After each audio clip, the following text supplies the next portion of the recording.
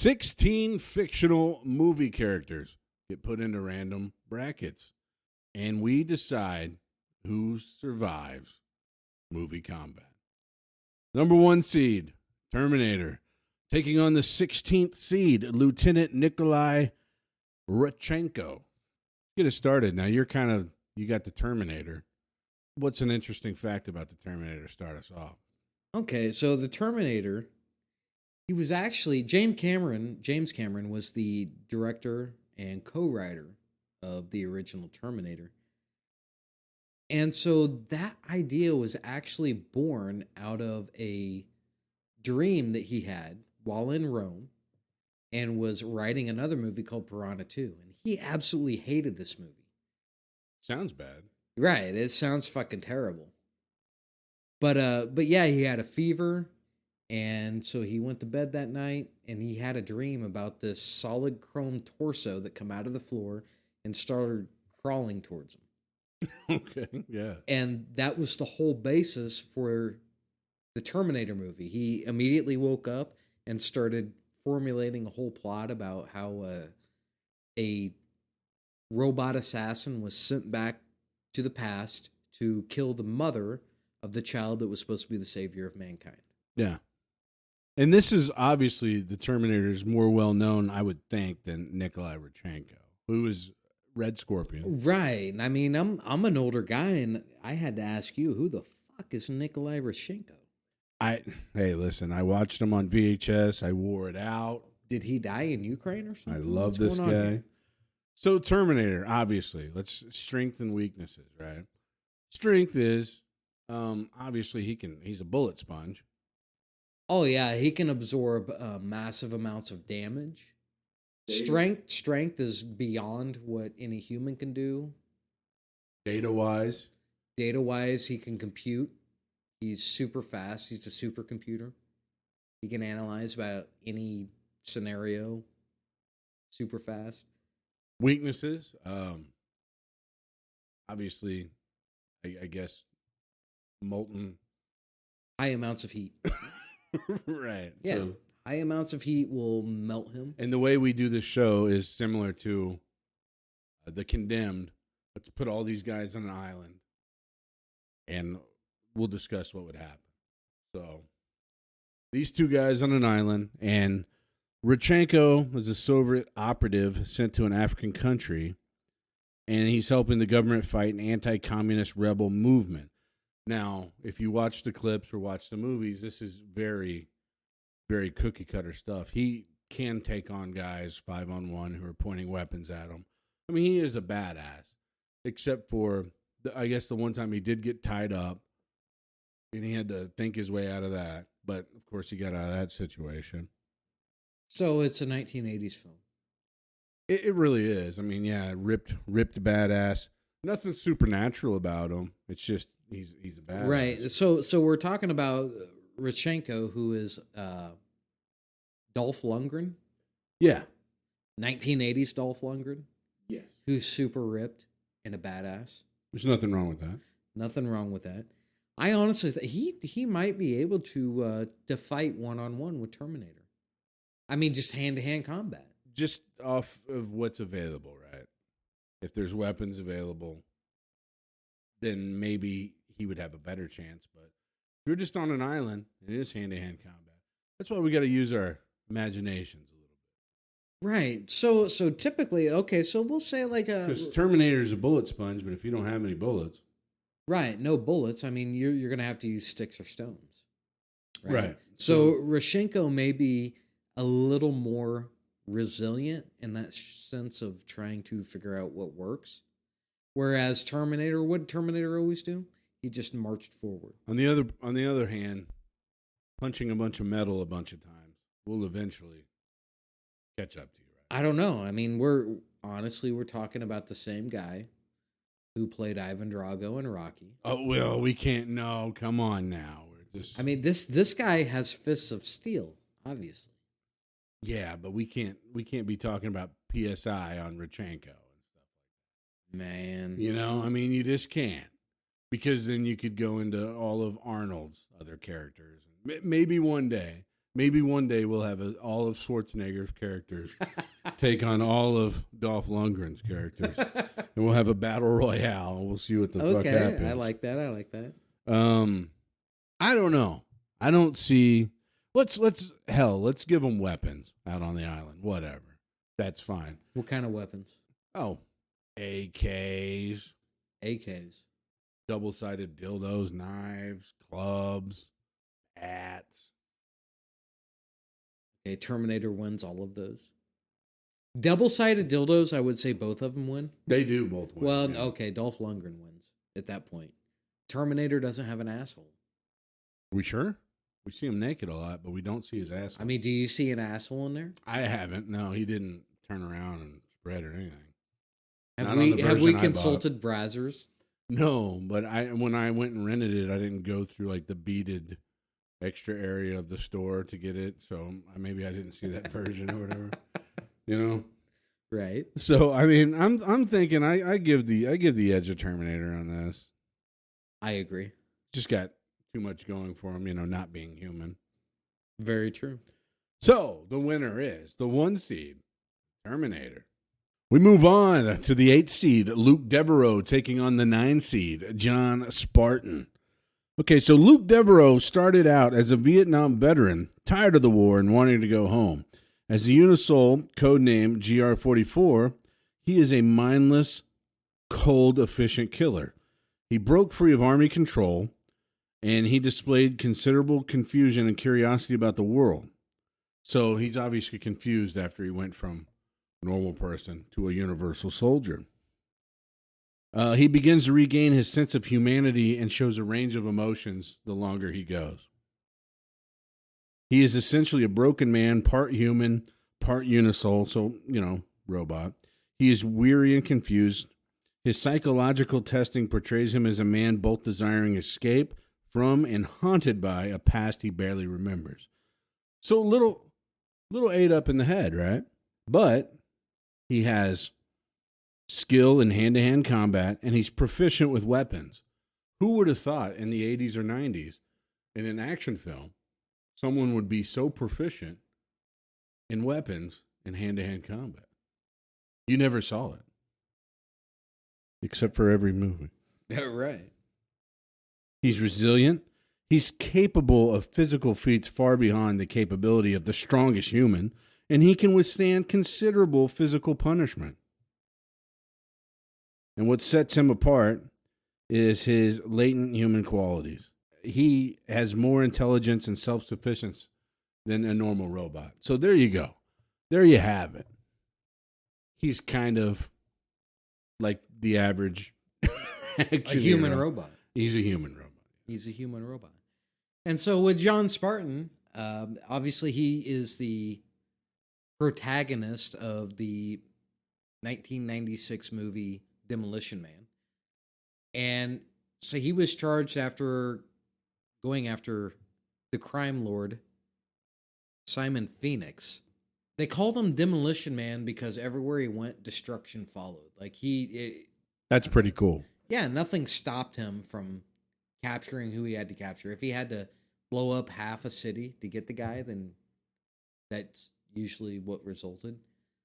And so because of that, he was cryogenically frozen to serve time.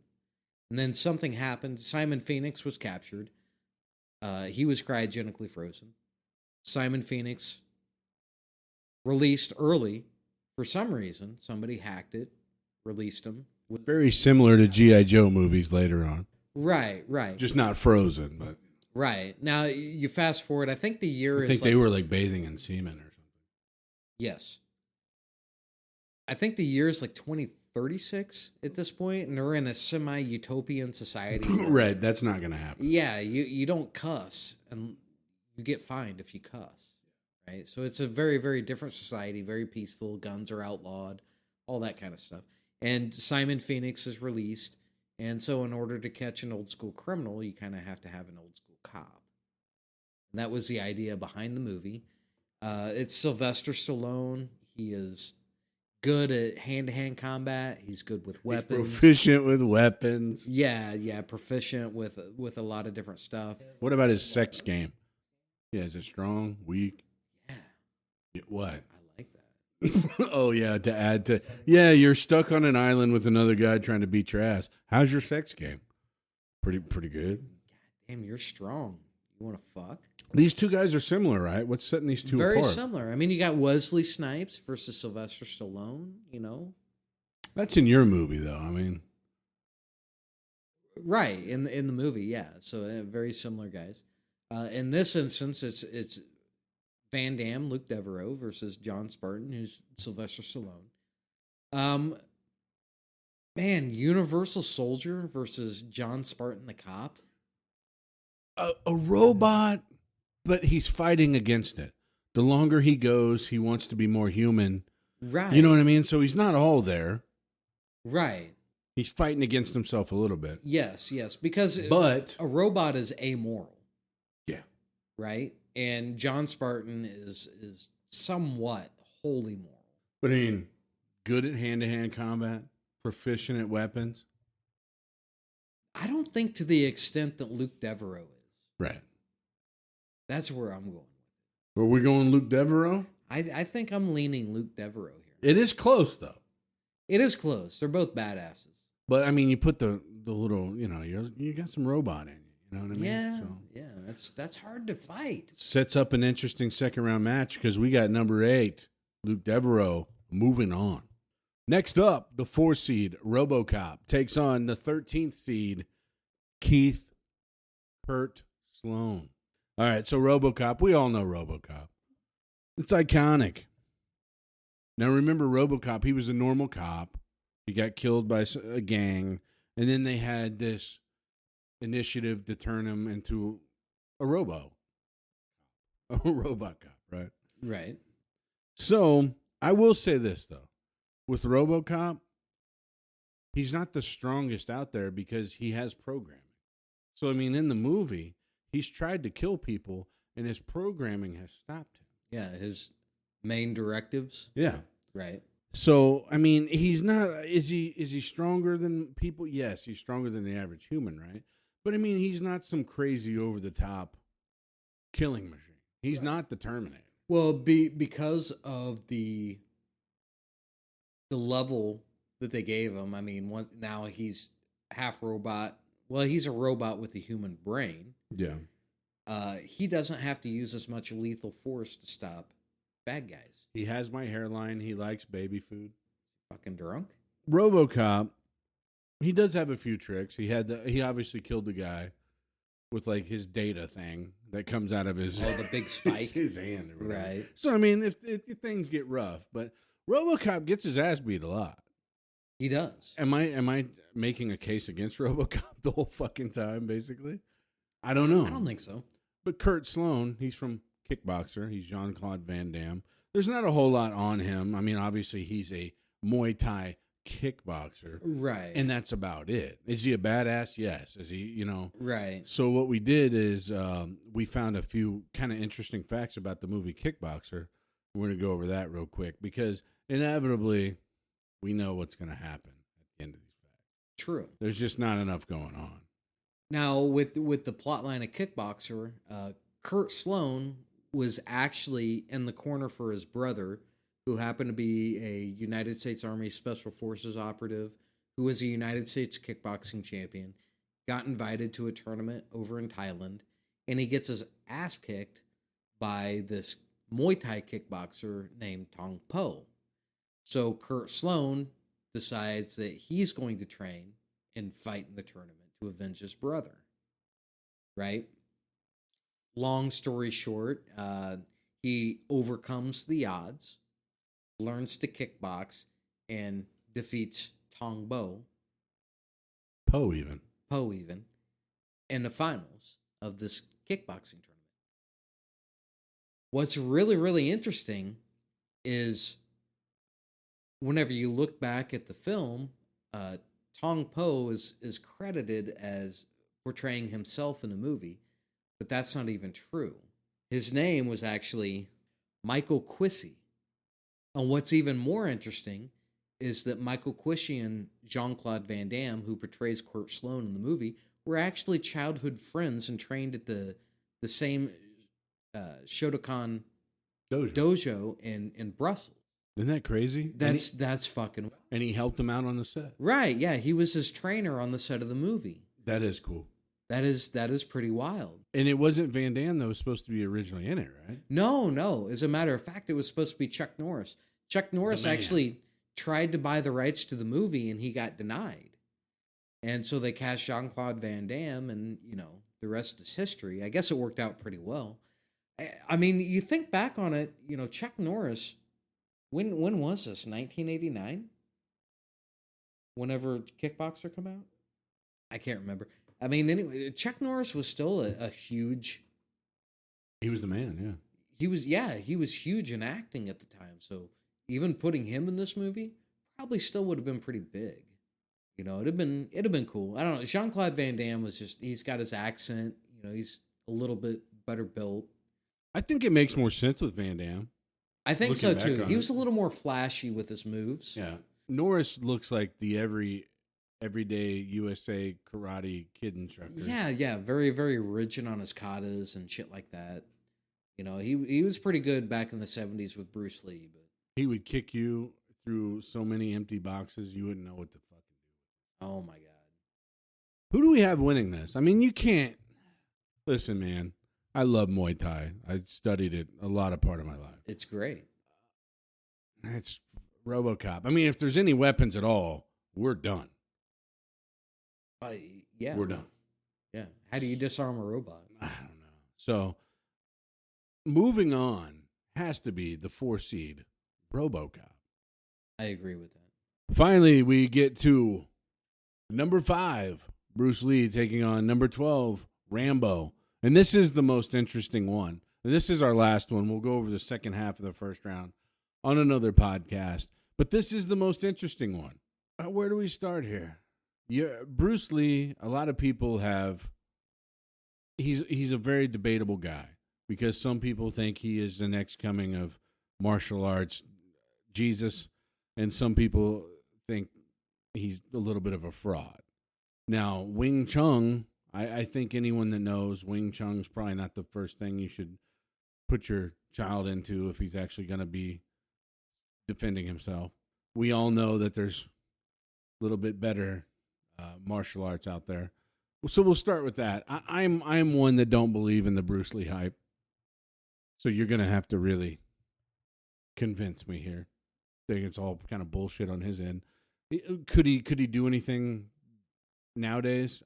I don't know. I mean, once again, it's up for debate because he's a highly debatable guy. It's crazy. Well, whenever you get into the aspect of some of the stuff that they had to do in order to film him, like they actually had to slow down film to catch his punches, and that's largely what they do today with Jet Li. They had to do the same thing. Yeah, and he supposedly has like the 1-inch punch and the 1-inch punch. Yeah, that is martial arts lore right there. Yeah. The 1-inch punch to be able to produce the power to knock somebody back 10 feet with a 1-inch punch is actually pretty insane. But if you get into the modern physics of it, I mean, one guy who's just standing still, not moving, hands behind his back, you hit him with a 1-inch punch.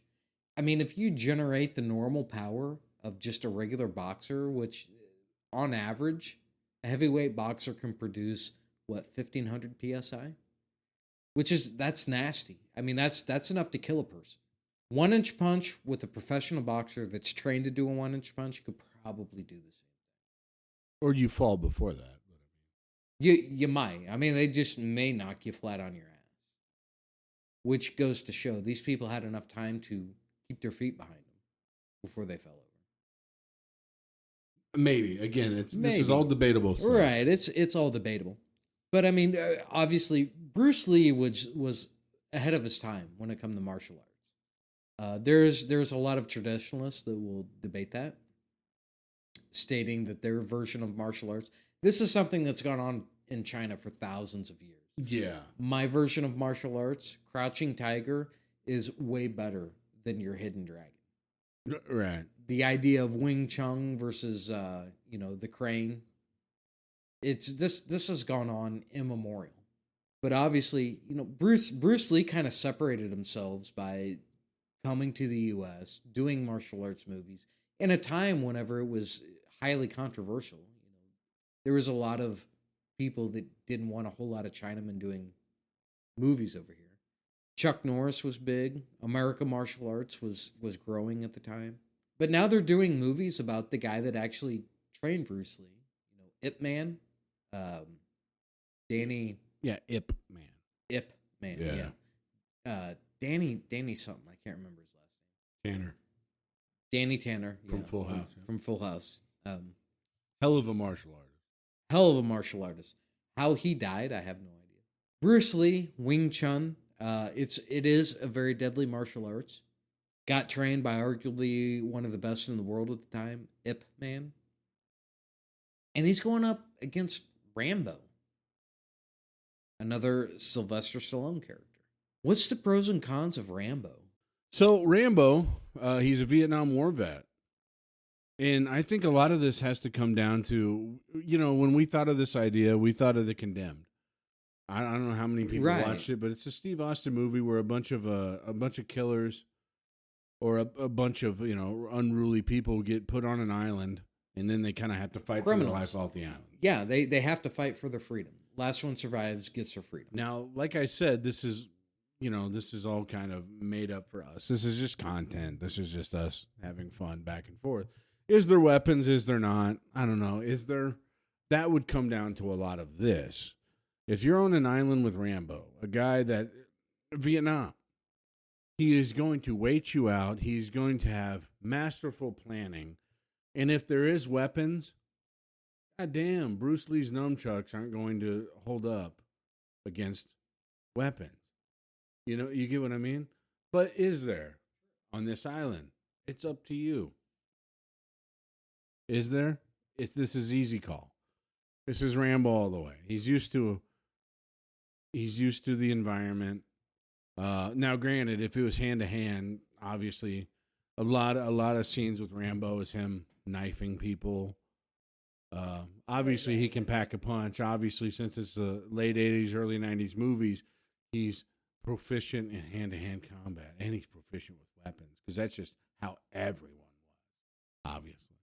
How you want to look at it, this is kind of first or strikes first. Can he find Rambo? Is he not hiding, and he can find him, and he can 1-inch punch him 10 feet back, and he can whoop that ass because he trains his punches 5,000 times a day?